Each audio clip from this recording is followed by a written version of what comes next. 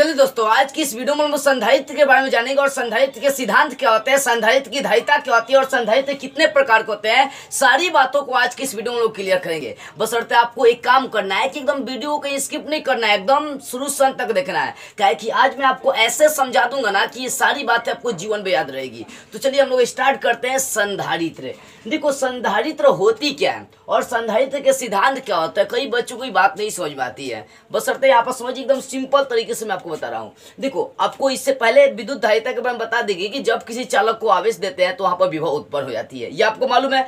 और उसमें आप ये देखे थे कि धारिता तभी परिवर्तित होगी जब किसी एक को नियत रखेंगे।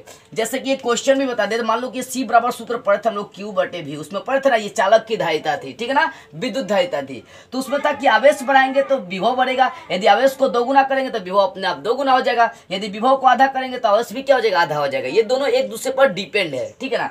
लेकिन यहाँ पर धारिता में कोई परिवर्तन नहीं हो रहा है। यदि आवेश बढ़ा रहे हैं तो धारिता बढ़ रही है, और धारिता आवेश बढ़ा रहा है तो विभव बढ़ रही है, विभव बढ़ा रहे हैं तो आवेश बढ़ रहा है। इसका मतलब यहाँ पर धारिता में कोई परिवर्तन नहीं हो रहा था। परिवर्तन कब होगा, जब किसी एक को नियत रखेंगे या आवेश को नियत रखेंगे तो आपको भाई विभव रखना पड़ेगा, विभव रखेंगे तो परिवर्तित होगा, या विभव को नियत रखेंगे तो आवेश का मान रखेंगे तो वहां पर परिवर्तन होगा, ठीक है ना। तो धारिता में तभी परिवर्तन होता है जब किसी एक को नियत हम लोग रखते हैं, ठीक है ना। अब देखो होती क्या है बुआ, पहली बात यहाँ समझो कि किसी भी वस्तु का जितना आकार बढ़ाएंगे ना उतनी उसकी धारिता बढ़ती जाती है। धारिता का मतलब होता है क्षमता, उसकी क्षमता बढ़ती जाती है। मान लो कि एक छिपाप है, एक छोटा सा छिपा, एक बहुत कठरा है, तो बहुत बड़ा कठरा है तो किसमें ज्यादा खाना हटेगा, छिपा में, कठरा में हटेगा, बहुत बड़ा परतों में ना हटेगा खाना। तो कहने का मतलब ये एकदम संधारित्र इसी सिद्धांत पर कार्य करता है कि इसका क्षेत्रफल आपको मतलब इसकी एरिया नहीं बढ़ाना है, इसकी आकृति नहीं बढ़ाना है, इसकी आकृति बढ़ाए बिना इसकी धारिता आपको बढ़ा देनी है। इसकी आकृति बढ़ाए बिना इसकी क्या करनी है, आपको धारिता बढ़ा देनी है। मतलब देखो, कोई भी चालक लेंगे ना तो उस चालक में तनिक को आपको कुछ नहीं करना है, च्यों भी कुछ नहीं करना है, लेकिन फिर भी उसमें धारिता आपको क्या करनी है, बढ़ा देनी है। यहाँ पर समझिए इसको हम लोग कैसे करेंगे। मान लीजिए कि आपके पास ये चालक है, ओके, ध्यान दीजिए, ये आपके पास चालक है कोई। अब इसके आकार में वृद्धि किए बिना इसकी धारिता बढ़ानी है। क्या करना है, धारिता में परिवर्तन करना है, या तो धारिता को घटाना है, नहीं तो धारिता को क्या करना है, बढ़ाना है, ठीक है ना। धारिता में आपको परिवर्तन करना है। तो किसी भी चालक के आकार में वृद्धि किए बिना उसकी धारिता जब आप बढ़ा देंगे ना, धारिता को बढ़ा देंगे तो वही व्यवस्था क्या कहलाती है, संधारित्र कहलाती है। कोई भी यदि आपके पास चालक है, ठीक है ना, ये कोई आपके पास चालक है तो इसके आकार में वृद्धि नहीं करना है, जो आकार वही आपको रखना है, ठीक है ना। तो यहाँ पे कैसी व्यवस्था करिए कि इसकी धारिता अपने आप बढ़ जाए। देखो, किसी भी वस्तु का बताए ना, किसी भी वस्तु की धारिता कब बढ़ती है, जब उसका क्षेत्रफल बढ़ेगा, जब उसका एरिया बढ़ेगा, जब उसका आकृति बढ़ेगा। तो वही बात यहाँ पर संधारित्र कहती है। यही कहता है कि किसी भी चालक के आकार में वृद्धि नहीं करना है, लेकिन फिर भी उसकी धारिता को क्या करना है, बढ़ा देना है। तो ये जो इस तरह की जो व्यवस्था होगी उसको हम लोग क्या कहते हैं, संधारित्र कहते हैं। अब भाई बात यहाँ पर यह आ रही है कि आखिर इसकी धारिता बढ़ाएंगे कैसे, जब इसका आकार नहीं बढ़ाएंगे, जब इसका एरिया नहीं बढ़ाएंगे, क्षेत्रफल नहीं बढ़ाएंगे भाई, तब इसकी धारिता कैसे बढ़ेगी। तो इस पर हम लोग फोकस करेंगे, उसमें हम लोग जानेंगे संधारित्र के सिद्धांत को, ठीक है ना। तो पहले इतना बात समझिए, संधारित्र कहते किसे हैं। तो कोई भी यदि आपके पास चालक है तो उसके आकार में वृद्धि नहीं करना है, उसके आकार में वृद्धि किए बिना उसकी धारिता को बढ़ाना है। तो इस तरह की जो व्यवस्था करेंगे उसको हम लोग क्या कहते हैं, संधारित्र कहते हैं। यदि सिंपल सी भाषा में हम लोग समझे संधारित्र का डिफिनेशन, तो एक ऐसा प्रबंध, चाहे एक ऐसी व्यवस्था जिसमें चालक के आकृति बढ़ाए बिना उसकी धारिता बढ़ाई जाती है, तो इस प्रकार की व्यवस्था को हम लोग संधारित्र कहते हैं। अब देखिए कैसे हम लोग मतलब किसी चालक के आकार में परिवर्तन किए बिना उसकी धारिता बढ़ा सकते हैं। बस फोकस करिए। ये मान लेते हैं आपके पास कोई चालक है, यह आवेशी चालक है, इसको धन आवेश दिया गया प्लस आवेश, ठीक है ना। अब इसके निकट कोई अन्य अनावेशी तो क्या किए, चालक ला दिए, इसके निकट कोई और चालक ला दिए। अब देखो, कोई भी चालक होता है तो उसके पास दो तरह के आवेश होते हैं, एक प्लस होता है, एक माइनस होता है। ये जो चालक है इसके पास प्लस आवेश, इसको धन आवेश दिया गया। और ये जो चालक है ए और ये चालक बी, जो चालक बी इसके पास दो तरह के आवेश है, प्लस और माइनस। अब फोकस करने वाली बात है कि जो आपके पास पट्टिका ए है इसके पास प्लस आवेश है, तो प्लस किसको लेगा, माइनस को खींचेगा, क्योंकि देखो प्लस आप प्लस लाएंगे ना तो दूर भागेगा। तो देखो इसके पास दोनों आवेश थे, माइनस प्लस दोनों आवेश है, तो ये प्लस जो है ना माइनस को अपनी ओर खींच लिया है, अब प्लस को अपने से दूर ढकेल दिया। देख रहे हैं ना, ये जो प्लस है माइनस को अपनी ओर खींच रहा है, और ये जो प्लस है ये प्लस को क्या कर रहा है, दूर भगा रहा है। इस प्लस को दूर मतलब दूर भगा रहा है और इस माइनस को अपनी ओर खींच रहा है। मतलब सेम आवेश क्या करते हैं, दूर भागते हैं, ऑपोजिट जो चार्ज होते हैं वो एक दूसरे को आकर्षित करते हैं। अब लड़का लड़का को विवाह कराएंगे तो क्या कुछ होगा नहीं ना, लड़का लड़की का शादी होगा तो वो आकर्षित होंगे हैं। ऐसा कभी सुने हैं कि लड़का लड़का का देख के पागल हो गया, उसके प्यार में दीवाना हो गया, लड़की लड़की को देख कर दीवाना नहीं। जब भी होगा तो या तो लड़का लड़की को देख के दीवाना होगा, नहीं तो लड़की लड़का को देख के दीवाना पागल हो जाएगा। यहाँ पर ऐसा नहीं कि प्लस प्लस को देख के पागल हो जाएगा, एकदम भीरी बुला लेगा, ऐसा नहीं है। तो प्लस किसको खींचेगा? माइनस को खींचेगा। अब प्लस को क्या करेगा? दूर भगाएगा। तो यहाँ पर ध्यान दीजिए, ये प्लस और ये माइनस है, ये प्लस क्या कर रहा है? माइनस को अपनी ओर खींच रहा है। अब आगे देखिए, अब देखिए ये आपके पास पट्टिका, अब इसकी आकृति बढ़ाए बिना, मतलब इसकी आकार में परिवर्तन किए बिना हम इसकी धारिता बढ़ाना चाहते हैं। तो कैसे होगा? देखिए, इसके इस चालक के पास कोई अन्य चालक ला दिए बी, ठीक है ना। अब क्या होगा कि इसके माइनस अंश को अपनी ओर खींचने लगता है। अब है जो प्लस अंश दूर भागा, इसको खत्म करने के लिए हम लोग क्या करते हैं, इसके जो बाहरी भाग होता है उसको धरती से जोड़ देते हैं। क्या किया? धरती से जोड़ दिए, अर्थिंग दे दिए, भूतार इसको कह सकते हैं, ठीक है ना, अर्थिंग इसको कहते हैं। अब जैसे ही कहेंगे धरती भाई तो ऋणात्मक है ना, वो ऋण आवेश होती है, तो ये ऋण क्या करता है? प्लस को अपने अंदर खींच लेता है, माइनस क्या करता है? प्लस को अपने अंदर खींच लेता है। तो ये जो बाहरी प्लस है वो सब क्या हो गया? खत्म हो गया। अब देखिए बुआ, यहाँ पर इस चालक के निकट कोई अन्य भू संपर्कित तार, मतलब धरती से जुड़ा हुआ कोई पट्टिका ला देते हैं, तो यहाँ पर धारिता उसकी क्या होती है? बढ़ जाती है। जैसे ही लाएंगे उसका विभव मतलब विभव क्या होता है? कम हो जाता है। कहने का मतलब किसी चालक के निकट कोई अन्य चालक लाते हैं, और ऐसा ही चालक नहीं, भू संपर्कित चालक लाते हैं, ठीक है ना। जब किसी चालक के निकट कोई अन्य चालक लाते हैं तो विभव कम हो जाता है, लेकिन उसी चालक को जब धरती से जोड़ देते हैं तो विभव और कम हो जाता है और धारिता क्या होती है? बढ़ जाती है, ठीक है ना। तो यही धारिता का सिद्धांत है। सिद्धांत मतलब क्या होगा? देखो समझा रहा हूँ, ध्यान से समझिए। जब किसी चालक के निकट, देखो ये चालक है, ठीक है ना, ये पट्टिका ही है, तो जब किसी चालक के निकट कोई अन्य चालक लाई जाती है, कोई अन्य भू संपर्कित चालक लाई जाती है, तो पहले वाले चालक की धारिता बढ़ जाती है। इसका मतलब उसका विभव कम हो जाता है। विभव कम होगा तो धारिता बढ़ेगी। याद रखिएगा, विभव कम होगा तो धारिता बढ़ेगी। हर जितना नीचे वाले मान को आप कम करेंगे ना, उतनी धारिता बढ़ती जाएगी, और जितना विभव के मान को बढ़ाते जाएंगे ना, उतनी धारिता उसकी घटती जाएगी, ठीक है ना।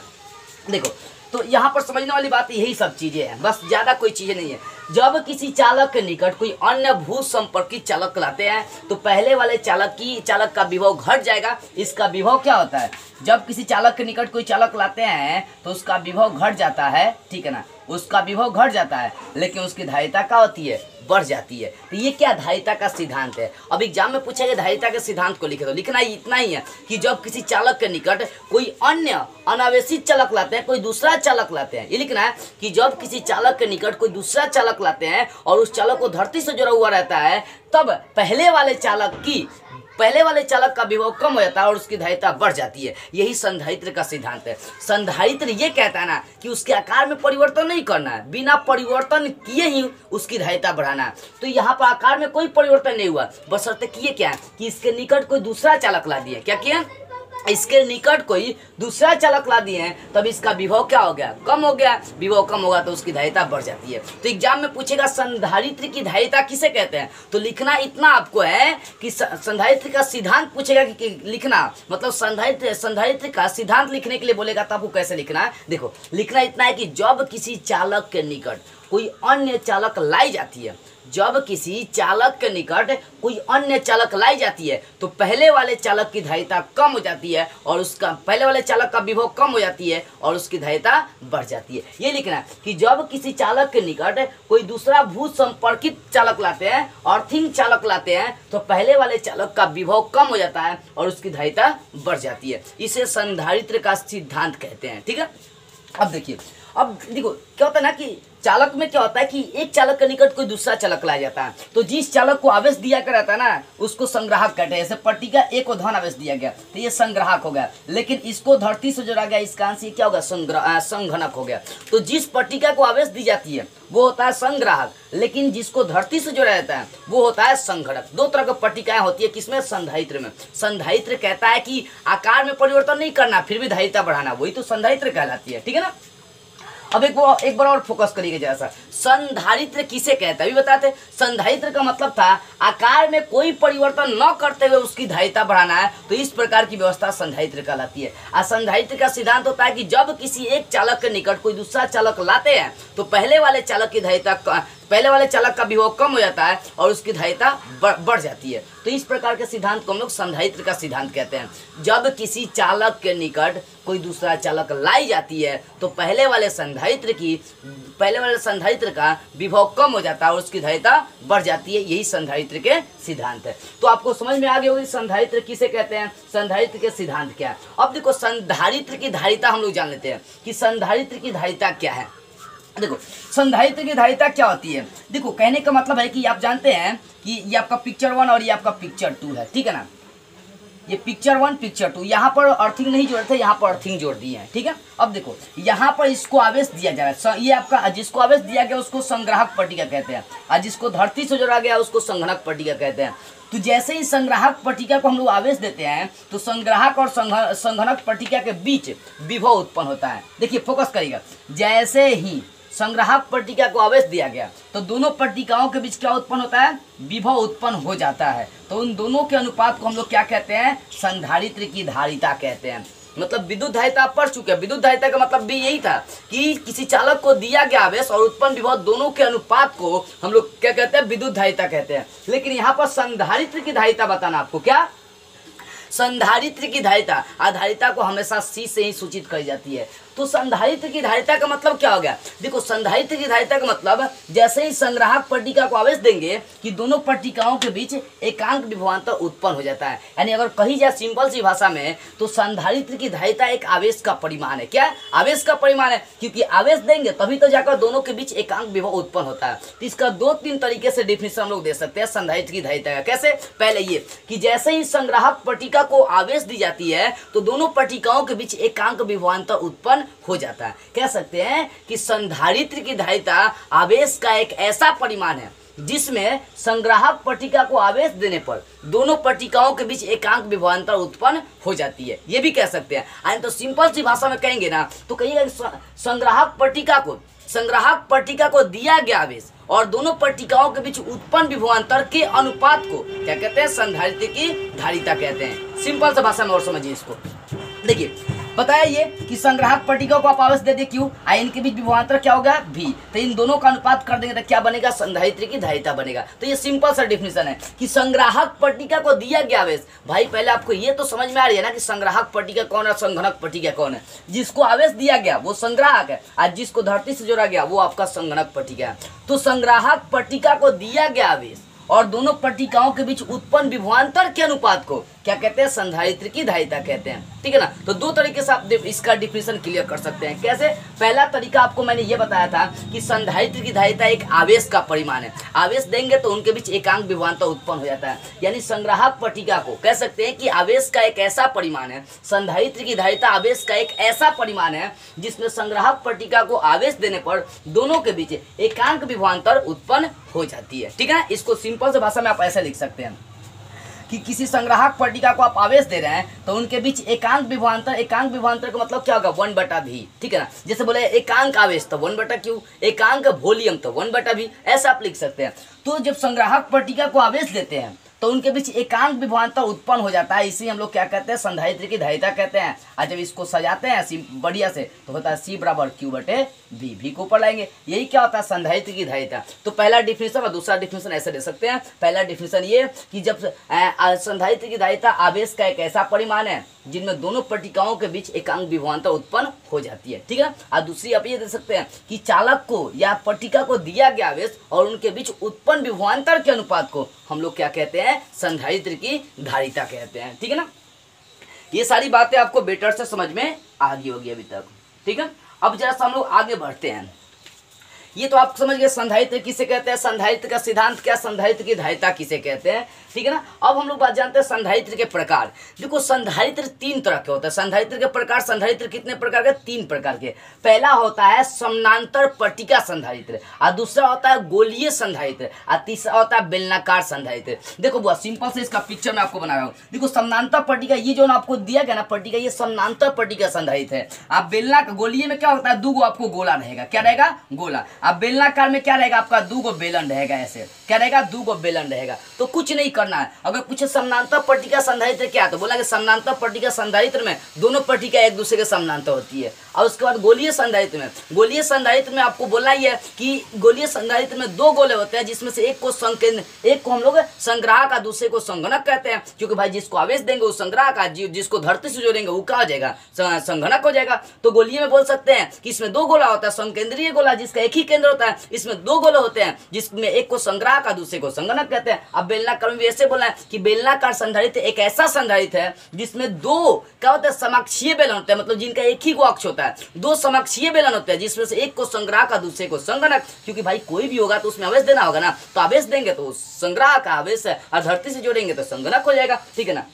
अब देखो, अब हम लोग बारी बारी से पढ़ेंगे समानांतर पट्टिका प्लेट में है, समानांतर पट्टिका संधारित्र में व्यंजक प्राप्त करेंगे। इसका सूत्र पूछता भी है कि समानांतर पट्टिका संधारित्र के लिए व्यंजक प्राप्त कर, ये भी पढ़ेंगे। गोलीय संधारित्र में व्यंजक प्राप्त करेंगे, बेलनाकार संधारित्र में व्यंजक प्राप्त करेंगे। तो अगले वीडियो में हम लोग ये तीनों का व्यंजक प्राप्त करते हुए मिलेंगे, ठीक है ना। लेकिन एक बार फिर से रिवाइज कर लेते हैं कि संधारित्र क्या है, संधारित्र के सिद्धांत क्या है, संधारित्र की धारिता क्या है, संधारित्र कितने प्रकार के होते हैं, इस पर फोकस करिए। देखो, संधारित्र का मतलब बताए थे कि चालक के आकार में परिवर्तन नहीं करना है, फिर भी उसकी धारिता बढ़ा देना है। तो इस प्रकार की व्यवस्था संधारित्र कहलाती है। संधारित्र का सिद्धांत क्या है, तो किसी चालक के निकट कोई दूसरा चालक लाएंगे तो पहले वाले चालक का विभव कम हो जाता है और उसकी धारिता बढ़ जाती है, ठीक है ना। जब किसी चालक के निकट कोई दूसरा चालक लाते हैं तो इस चालक का विभव कम हो जाएगा और इसकी धारिता बढ़ जाएगी। तो इस तरह की व्यवस्था को संधारित्र का सिद्धांत कहते हैं। उसके बाद संधारित्र की धारिता, तो संधारित्र की धारिता का डिफिनेशन 2 टाइप से मैंने आपको दिया था। पहला